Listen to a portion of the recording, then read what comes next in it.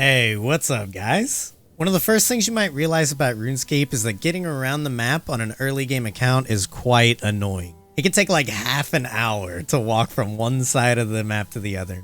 To combat this, RuneScape has tons of teleports that you can take advantage of. Knowing about these teleports and unlocking them will make getting around the map much more tolerable.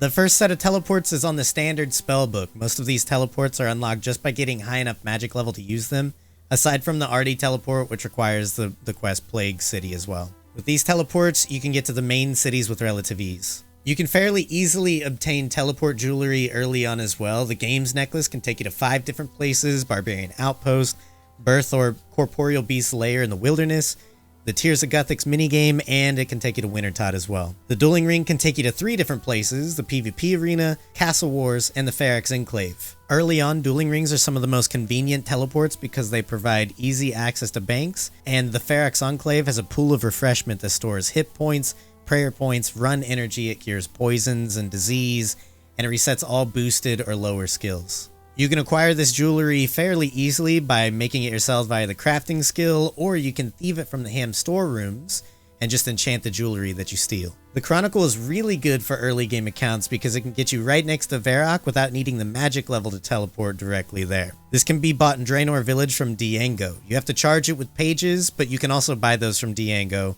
The Chronicle itself is going to be 300 GP, and each page is 150 GP. The Ectophial is a great way to get to Mauritania and can easily be achieved on an early account. It only requires Ghost Ahoy and its prerequisites, which are all pretty easy. The Xeric's Talisman is a great way to get around one of the newer continents, Korend. Korend is a massive landmass, so the teleports really save a lot of time. You can obtain a Xeric's Talisman by killing Lizardmen at a rate of 1 in 250. Or you can thieve stone chests in the Lizardman Temple if you have 64 thieving. The Talisman is charged with Lizardman Fangs, so make sure you collect all of these. After completing the quest Tree Gnome Village, you will have access to spirit trees. When you get your farming skill up high enough, you can plant even more spirit trees around the map, including one in your player-owned house for easy access. Fairy rings are unlocked partway through the Fairy Tale Part 2 quest. There are fairy rings all over the map, so these are pretty huge for transportation. Also note that you do not need to meet the skill requirements to finish Fairy Tale Part 2 to unlock the fairy rings,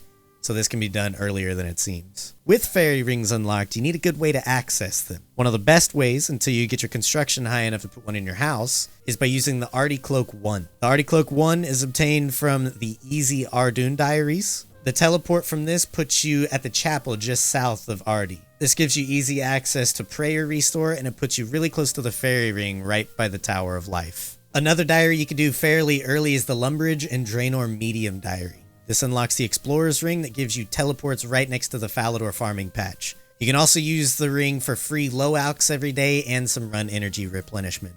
One set of teleports that I think most people sleep on is the Minigame Teleports. If you go to the chat channel tab, you'll see another tab there called Grouping, and there's a drop-down menu that has a ton of different minigames. Most of these, if you click on them, you just click the teleport button and it teleports you right to the minigame. Also, don't forget about your free home teleport too on every spellbook. Those are some of the easiest teleports to unlock on an early game account. Between all of these teleports, you can get pretty much anywhere on the map with relative ease. If you like the video, make sure to subscribe to see more videos to come. Thanks for watching. See you in the next one. Peace.